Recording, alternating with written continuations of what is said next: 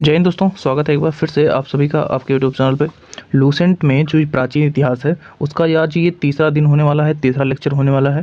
इसमें हम लोग जो प्रागैतिहासिक काल है और सिंधु सभ्यता है यानी कि इंडस वैली सिविलाइजेशन है, उनके रिलेटेड जितने भी इंपॉर्टेंट टॉपिक है, जितने भी फैक्ट हैं उसको पढ़ने वाले हैं। लूसेंट लाइन टू लाइन हम लोग पढ़ने वाले हैं, तो लास्ट तक पूरी वीडियो देखिएगा। ये दोनों टॉपिक आपका इसमें हो जाएगा कवर। और इससे पहले वाले जो टॉपिक है, जो 2 लेक्चर है वो भी देखिएगा। पूरा प्लेलिस्ट में आप पूरा वीडियो जाके देखिए, फॉलो करिए। वह लूसेंट जो है आपको बाई लाइन जो है ख़त्म किया जाएगा, जो कि आपके हर एक परीक्षाओं में इंपॉर्टेंट होता है। यहाँ तक कि आप वन एग्जाम दे रहे हैं तो फैक्चुअल जितने भी डाटा हैं वो तो काम आएगा ही।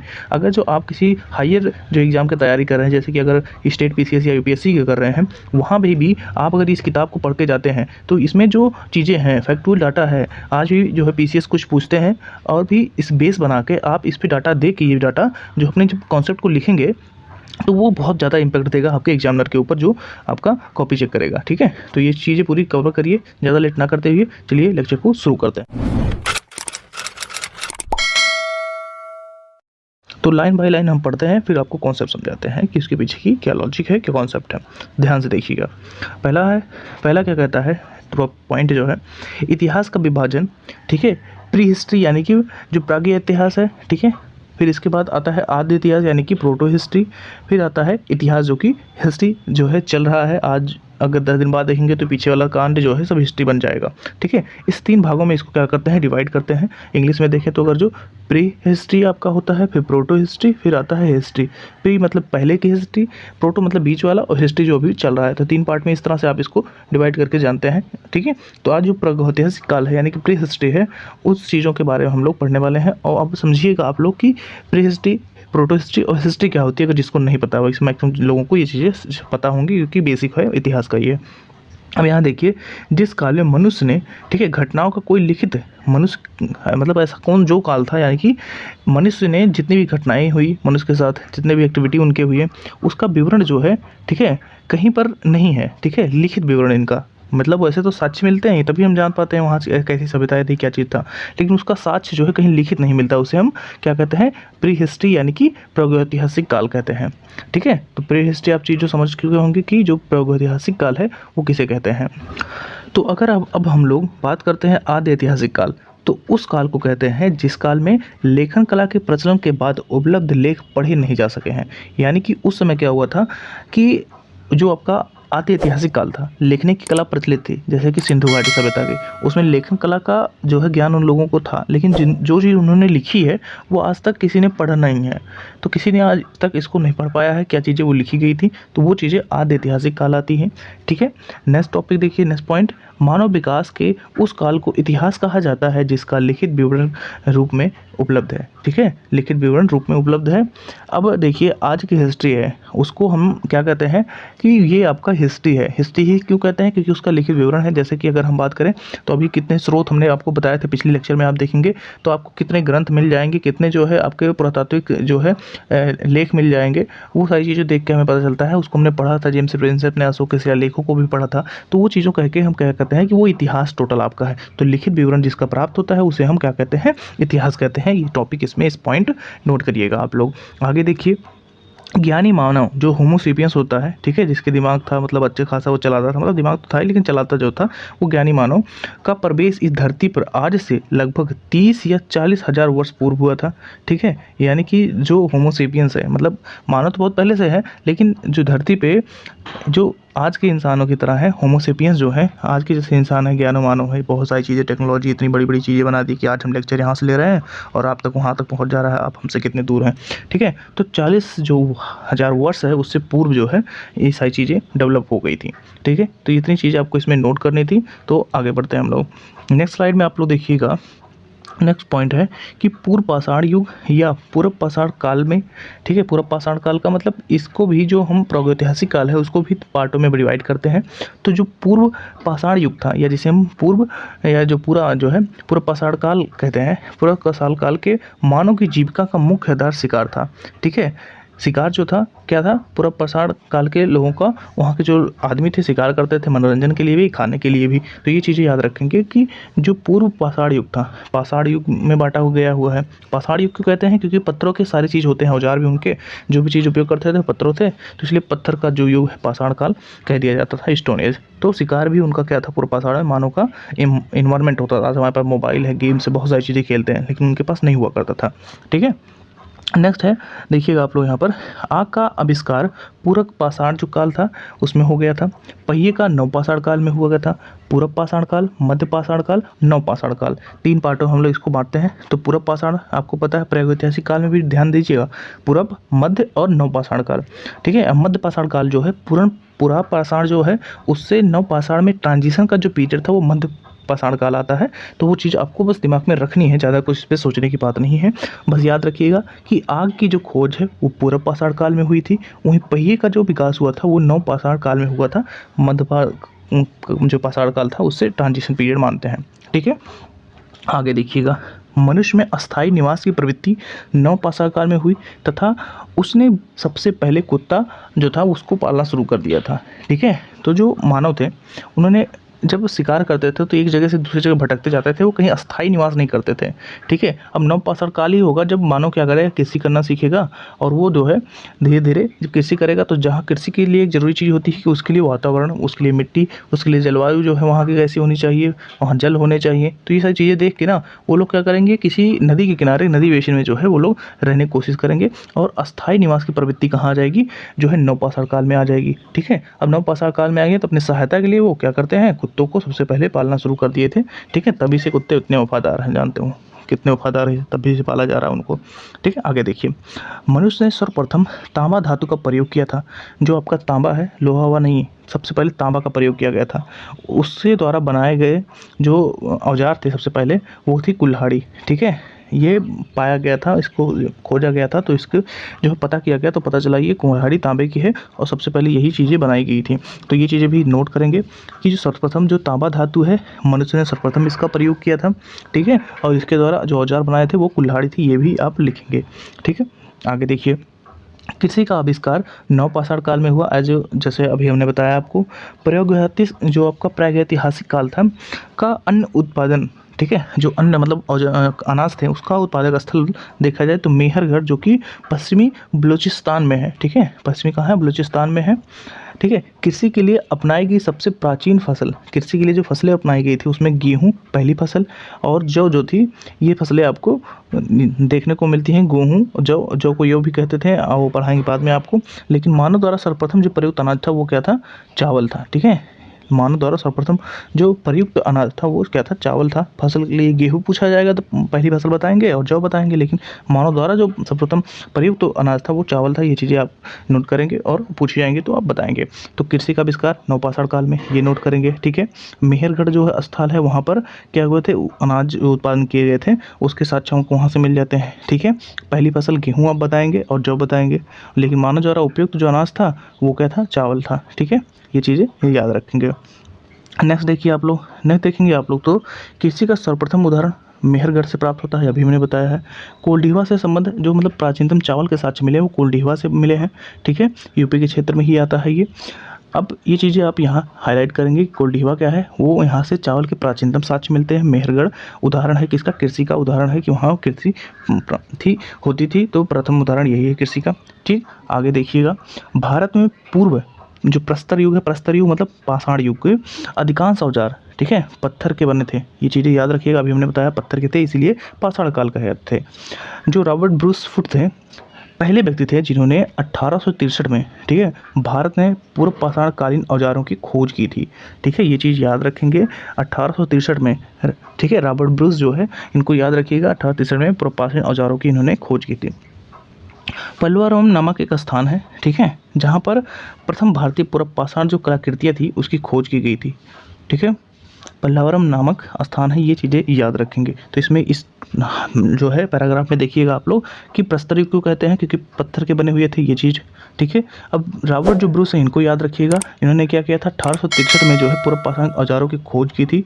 और पल्लवारामन जो है, पलवरम जो है आपका जो स्थान था, वहाँ से पूरा पाषाण जो कलाकृतियाँ थी उसकी खोज की गई थी। इतना चीज़ आप इसमें याद रखेंगे। नेक्स्ट देखिए, भारत में मध्य पाषाण काल के विषय में जानकारी सर्वप्रथम 1867 ईस्वी में, ठीक है, जब CL जो कार्लाइल जो थे, विंध्य क्षेत्र में लघु पाषाण के जो उपकरण थे उसको देखा, उसकी खोज की, ठीक है। भारत में मानव अस्थिपंजर मतलब जो कंकाल हुआ करते थे, मध्य पाषाण से ही सर्वप्रथम प्राप्त होने लगे थे। तो मध्य पाषाण के जो थे अस्थिपंजर मानव के, वो कहाँ से प्राप्त होने लगे? मध्य पाषाण से ही सर्वप्रथम प्राप्त होने लगता है, ठीक है। तो ये चीज़ें आप याद रखेंगे। तो सबसे पहले इसमें नोट करने वाली बात क्या है कि भारत में मध्य पाषाण काल के विषय में जानकारी सर्वप्रथम कब मिलती है? सर्वप्रथम 1867 ईस्वी में, जब उन्होंने विंध्य का जो क्षेत्र है, ठीक है, लघु जो आपका पाषाण के उपकरण जो थे, ठीक है, आपका माइक्रोलिथ जो है, उस समय उन्होंने क्या किया था? विंध्य क्षेत्र से, याद रखिएगा, CL कार्लाइल, ठीक है, इन्होंने क्या किया था? खोज किया था कुछ और जो है उपकरण के पाषाण, लघु पाषाण के, ठीक है। तो वो चीज़ें याद रखेंगे, ठीक है। और मानव के अधिकांश जो अस्थिपंजर थे, ठीक है, मानव के अस्थिपंजर जो थे मध्य पाषाण से सर्वप्रथम प्राप्त होने लगे थे।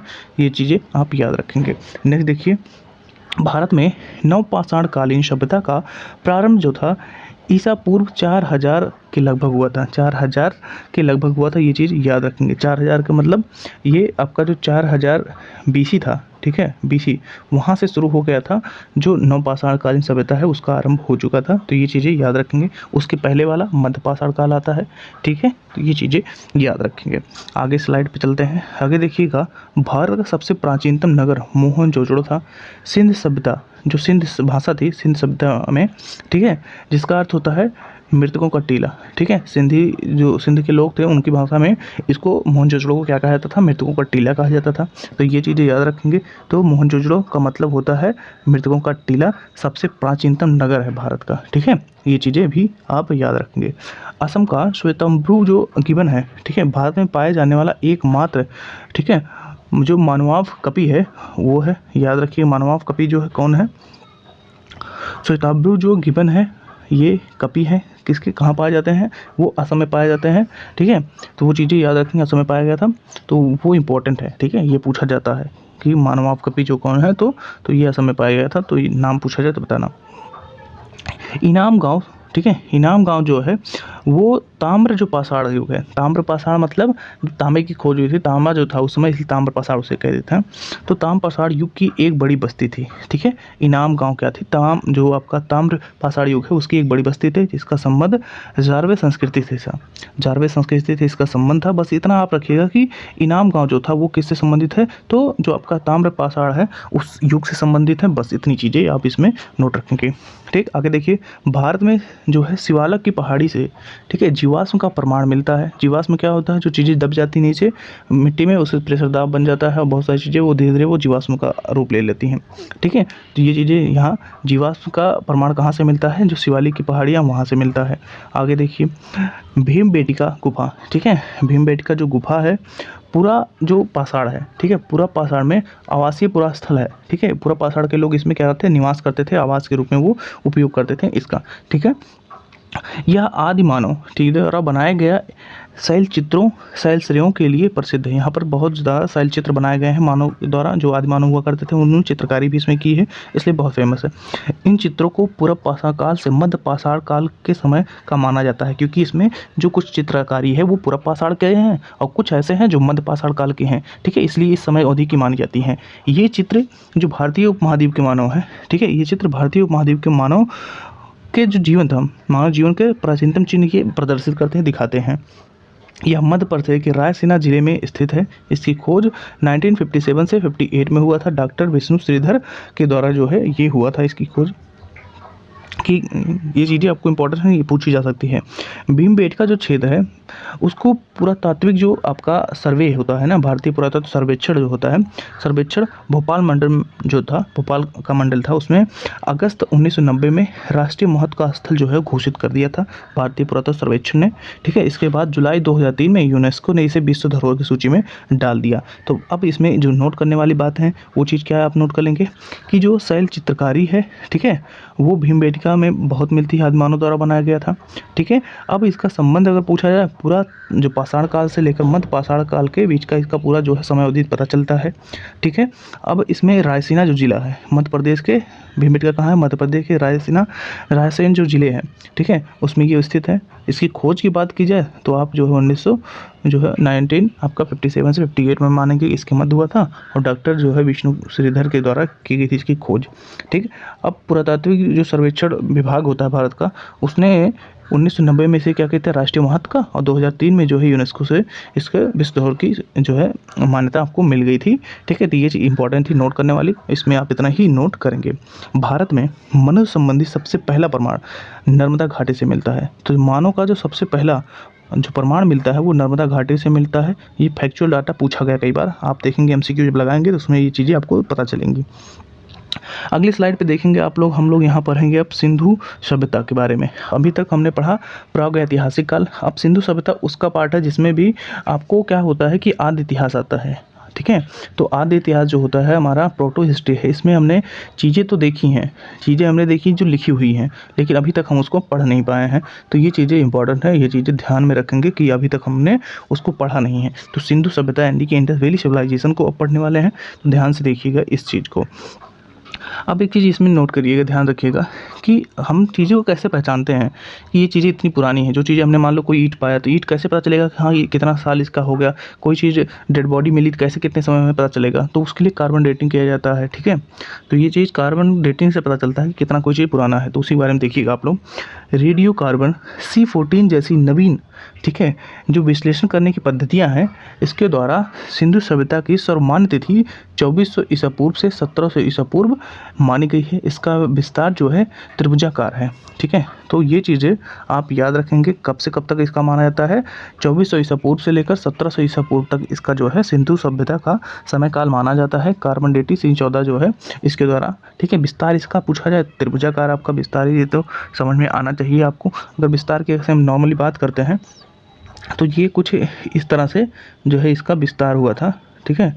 तो ये त्रिभुजाकार ही ऐसे माना जाता है। जैसे यहाँ पर आप देखेंगे, यहाँ पर तो दैमाबाद होता है नीचे, जब इंडिया का पार्ट आप देखेंगे। एक बार अगर मैप आपको यहाँ पर दिखाया जाए, एक सेकंड, अगर यहाँ पर आपको एक ड्राइंग बनाई जाए, ठीक है, ठीक, ये चीज़ आप यहाँ ध्यान से देखिएगा।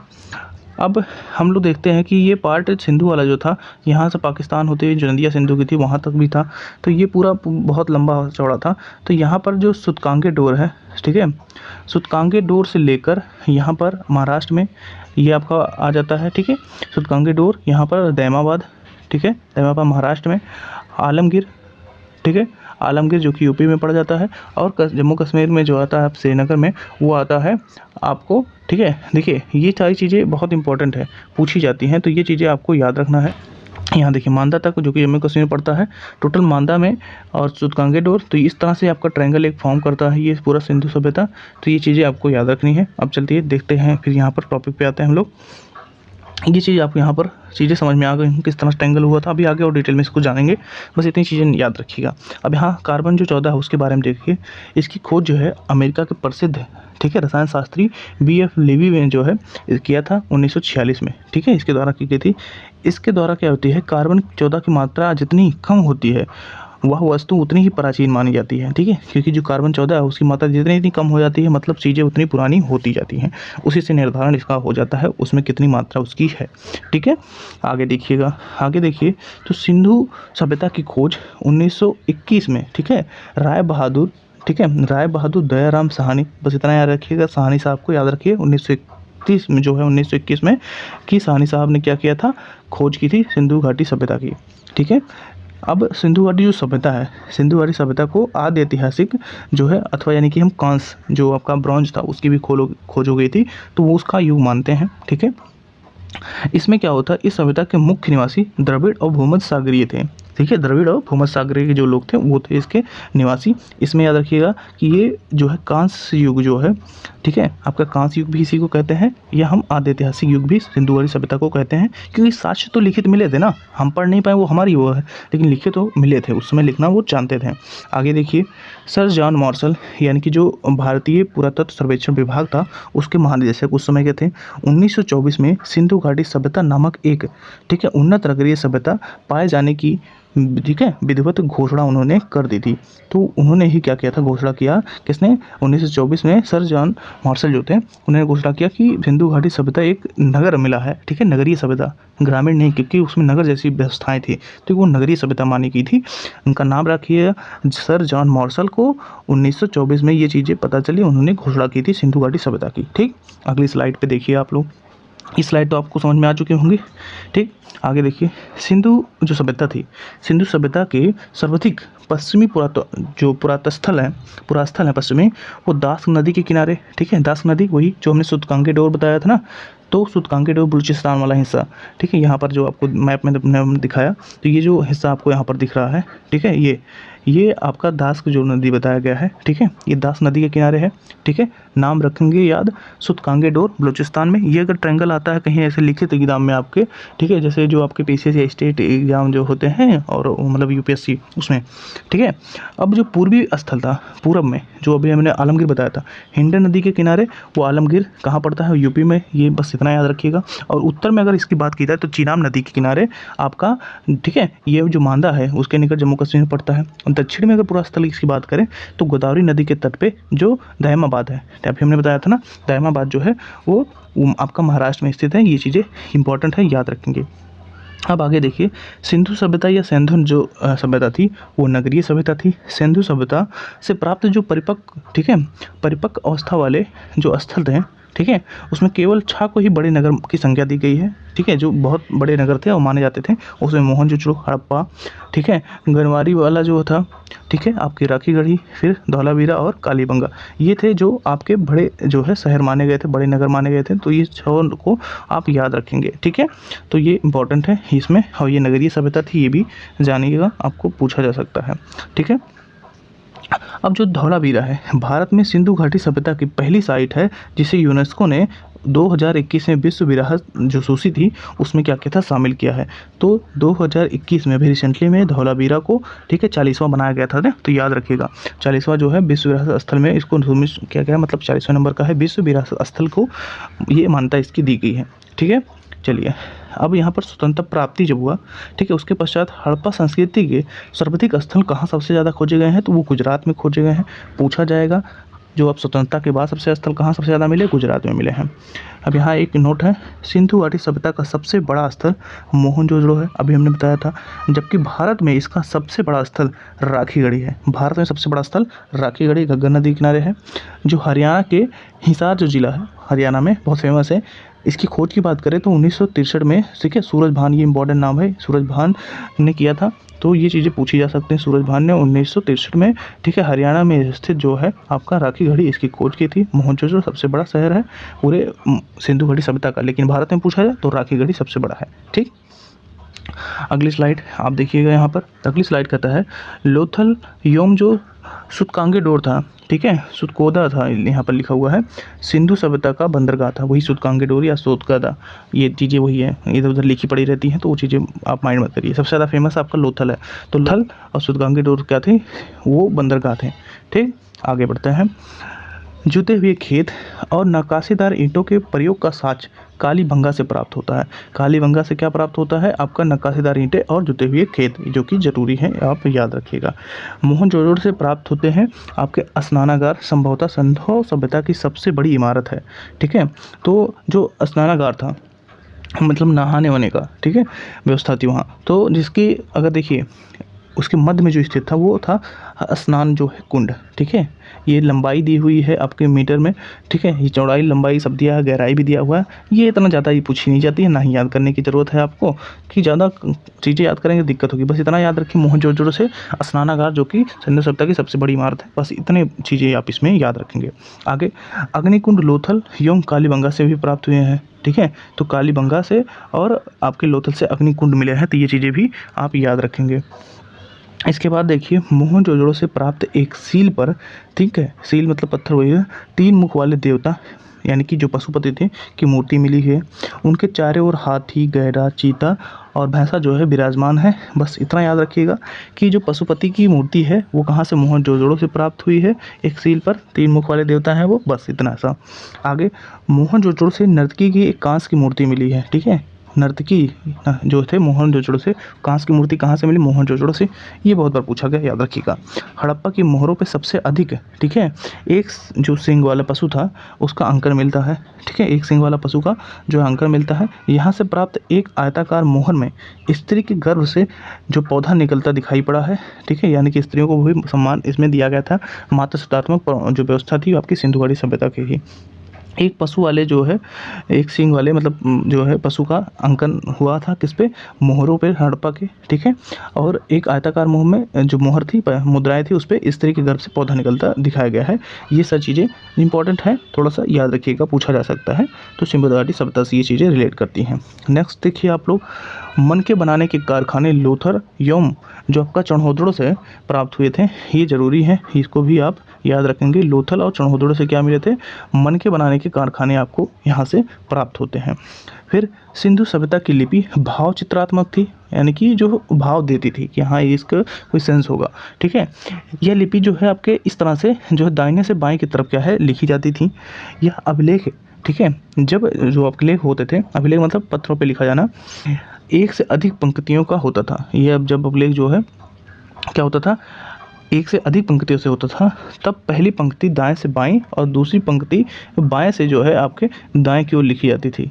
जब कोई अभिलेख जो होता था उनके जो अभी पढ़ा नहीं जा सका है, वो जैसे मान लो कई पंक्तियां हैं, तो उस पंक्तियों में क्या होता था, एक तो ऐसे आपको दाएं से बाएं की तरफ, मतलब इस तरह से यहाँ से ऐसे ऐसे लिखाई कुछ चीज़ें दिखाई पड़ेगी, और जो दूसरी पंक्ति होती थी वो बाएं से ऐसे इस तरह से दाएं की तरफ दिखाई पड़ती थी।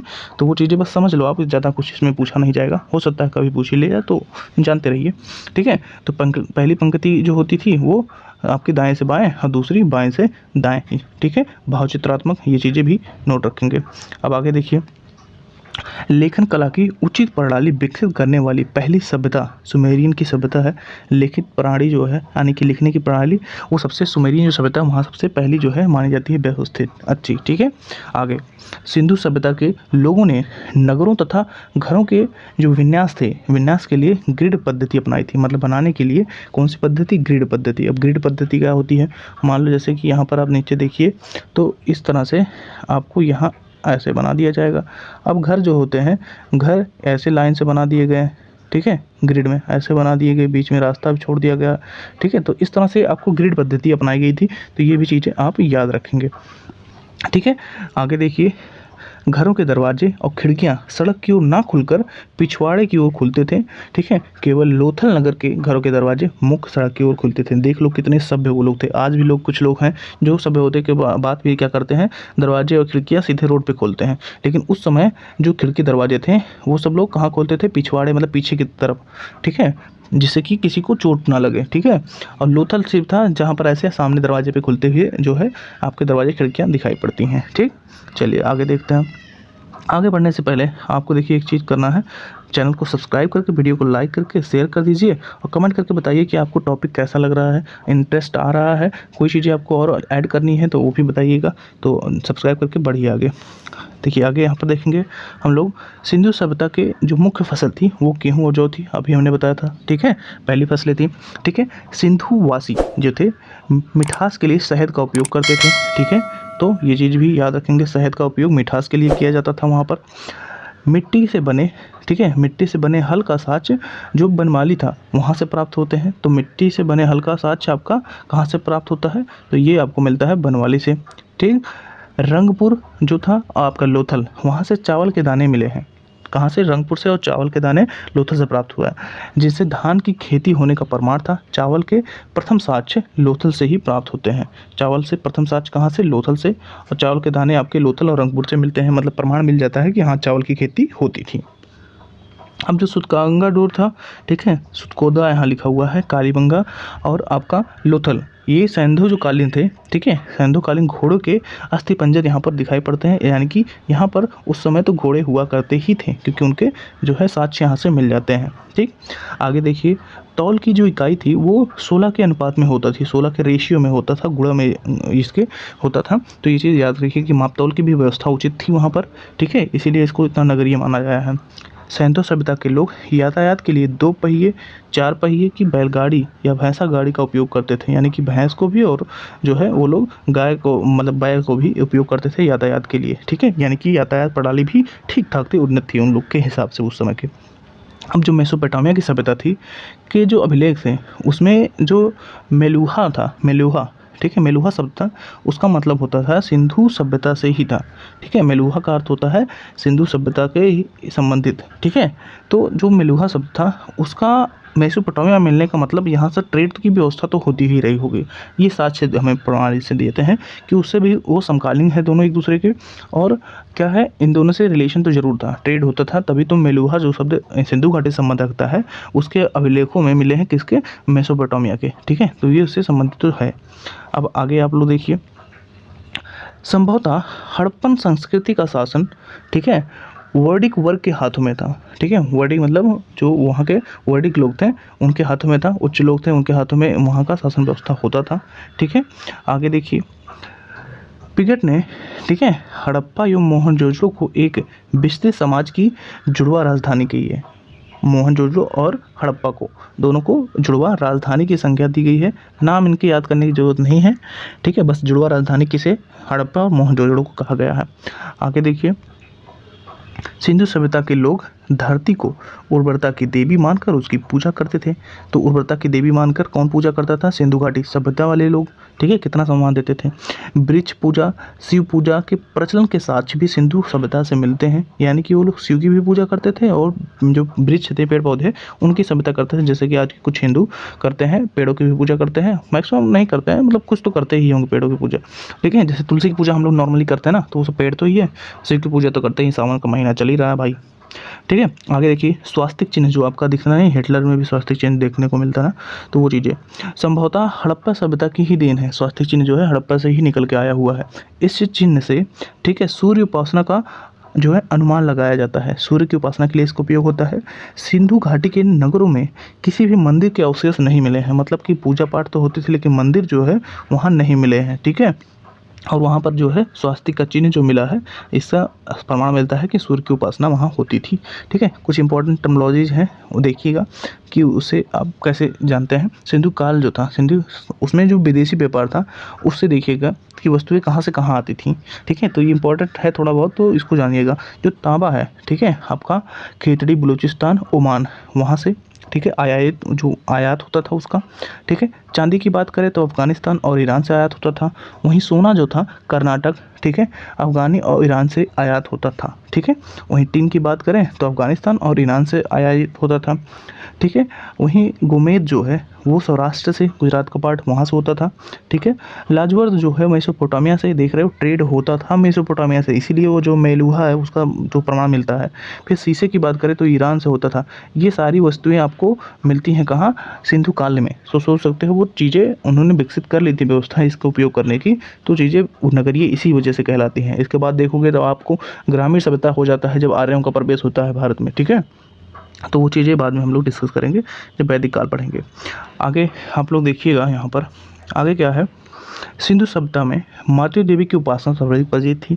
मातृ देवी की उपासना होती थी, अभी हमने कुछ देर पहले बताया था, मातृ सत्तात्मक भी ये लोग थे। पशुओं में कुबड़ वाला सांड इस सभ्यता के लोगों के लिए विशेष पूजनीय सांड हुआ करता था। तो कौन, कुबड़ वाला सांड, जो सिंधु घाटी सभ्यता के लोग हैं उसको पूजा समझ के करते थे, पूजनीय था, मतलब जैसे आज हमारे लिए हिंदुओं के लिए गाय होती है, ठीक है।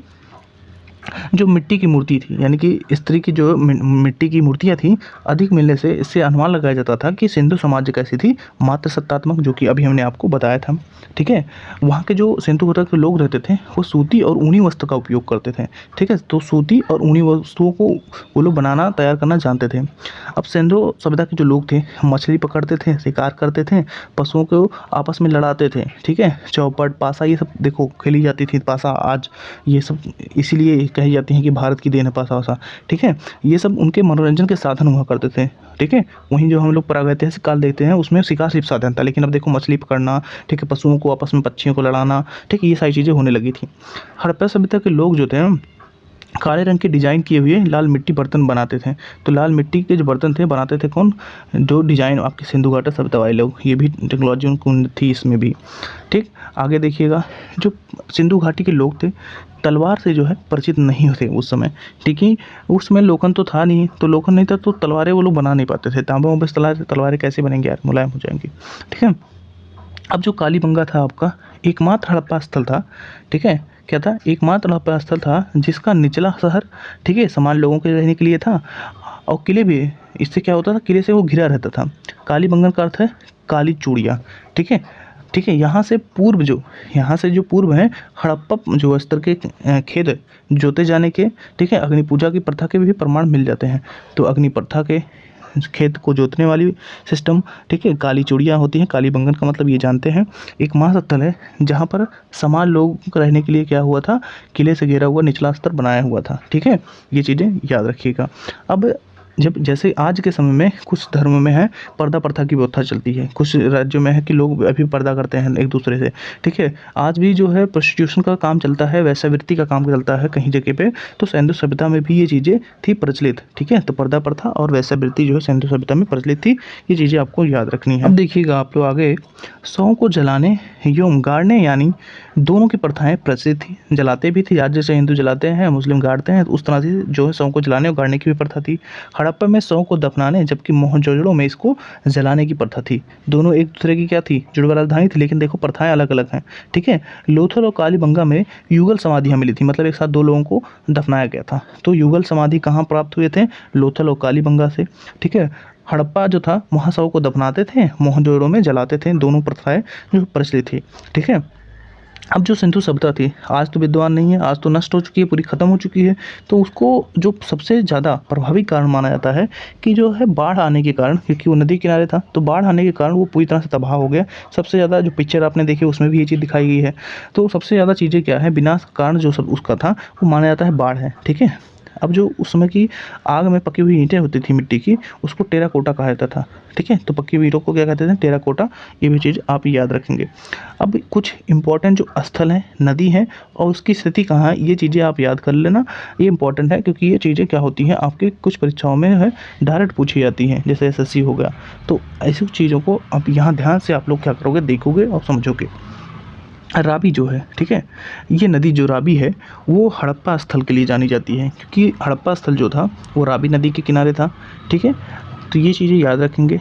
अब इसका स्थान अगर पूछा जाए तो पाकिस्तान जो आपका, ठीक है, पाकिस्तान के प्रांत जो पंजाब वाला है, ठीक है, पाकिस्तान में पंजाब भी है ना, तो उस क्षेत्र में ये मिलता है। अच्छा, हड़प्पा जो सभ्यता थी हमने बताया था ना, दयाराम साहनी ने खोज इसकी की थी, कब की थी आपका 1921 में। ठीक है, याद करना आपको, ये इंपॉर्टेंट है, पूछा जा सकता है। किया तो और लोगों ने था साथ में मिलकर, जैसे 1926 में माधव स्वरूप ने किया था, तो इस तरह से व्हीलर ने फिर 46 में किया था। तो ये चीज़ नहीं, बस इतना याद रखो कि 1921 में दयाराम साहनी ने किया था। फिर जो रखाल दास बनर्जी थे उन्होंने सिंधु नदी के किनारे उसकी जुड़वा राजधानी हड़प्पा की मोहनजोदड़ो खोला। ये भी पाकिस्तान में आपका स्थित है दोनों। ठीक है, सिंध वाला प्रांत जो आता है, ठीक है, लरकाना जिला वो अमृतसर वाला जो आता है, ठीक है, जहाँ पर गुरु नानक के रिलेटेड संबंधी वो स्थल है, वो चीज़ें। अब जो सिंधु नदी के किनारे एक और स्थल मोहनजोदड़ो की तरह चौहोदड़ो भी मिलता है। ठीक है, सिंध प्रांत में, ये भी सिंध प्रांत से वही पाकिस्तान वाला हिस्सा है, ये भी आपको याद रखना है। अब देखो ये जो स्थल है चौहोदड़ो, इसमें है ना, इसको जाना जाता है मैके और ये जो मजमूदार हैं उनके लिए जाना जाता है 1931 के, लेकिन आप इसमें सिर्फ मजमूदार को याद रखोगे तब भी चलेगा। 1931 में इसकी खोज किया था उन्होंने। और ज़्यादा अब लोग जो इंपॉर्टेंट हैं, कुछ लोगों को हम बता देंगे कि इंपॉर्टेंट है, और ज़्यादा नाम नहीं याद रखना किसी ने खोजा है, बस 2-3 वही रखालदास बनर्जी, दयाराम साहनी। ठीक है, आपको मजमूदार इन लोगों को बस याद रखना, ये ज़्यादा इंपॉर्टेंट है। अभी हमने जैसे कुछ समय पहले आपको बताया था ना कि जो है आपको यज्ञदत्त शर्मा जो थे, ये भी आपके इंपॉर्टेंट पर्सनालिटी हैं जिन्होंने खोजा था। तो कुछ लोगों के नाम बता देंगे, वो उसको बस याद कर लेना और ज़्यादा नहीं टेंशन लीजिएगा। अब कालीबंगा था, घग्गर नदी के किनारे था। ठीक है, राजस्थान में ये देखने को मिलता है। कोट दीजी था, वो सिंधु सभ्यता सिंधु सभ्यता में सिंधु नदी के किनारे था, ठीक है, वो सिंध प्रांत में आपको मिलता है, ठीक है। इसके बाद जो आपका मादा नदी था उसके किनारे था आपका रंगपुर, ठीक है, गुजरात में ये पड़ता है हिस्सा, काठियावाड़ जो जिला जो है। अब सतलज नदी जो था रोपड़ उसके किनारे था, भोगवा नदी किनारे आपका लोथल था। भोगवा बहुत पूछा जाता है क्योंकि ये गुजरात में जो है स्थित है, और इसके साथ ही वो क्या होता था, लोथल जो था वो आपका एक बंदरगाह था, ठीक है। हिंडन नदी वही आलमगीर अभी हमने बताया था आपका सबसे जो है पूर्वी उत्तर प्रदेश में मिलता है आपका, ठीक है। दास्क नदी हम सुतकांगे डोर आपको बता चुके हैं, पाकिस्तान में बलूचिस्तान वाला हिस्सा जो था। रंगोई नदी के किनारे आपका बनमाली है, ठीक है, हरियाणा में मिलता है। और लूनी नदी के किनारे धौलावीरा जो है, ये भी पूछा जाता है धौलावीरा भी, क्योंकि ये भी इंपॉर्टेंट है, ठीक है। गुजरात के कच्छ जिले में जो हिस्सा है उसमें जो सोतका है वो आपका सादिक और जो नदी थी उसके किनारे मिलता है दक्षिणी बलूचिस्तान में। तो ये चीज़ें आप इसमें याद रखेंगे। बस इसमें आलमगीर वाला जो हिस्सा है ना, इसमें आप नाम एक याद कर लीजिएगा, यज्ञदत्त शर्मा जो है उन्होंने जो है 1958 में इसकी खोज की थी, ये भी कई बार पूछा गया है, तो इम्पोर्टेंट है, ठीक है। तो ये चीज़ें आप जितना ज़्यादा याद रखेंगे, ठीक है, तो वो चीज़ें उतनी ज़्यादा अच्छी होंगी। इन्होंने ये जैसे रोपड़ जो था उसकी भी खोज की थी, तो इसमें अगर चाहो आप लोग तो उसको भी आप इंक्लूड कर सकते हो, लेकिन डेट उनकी अलग थी।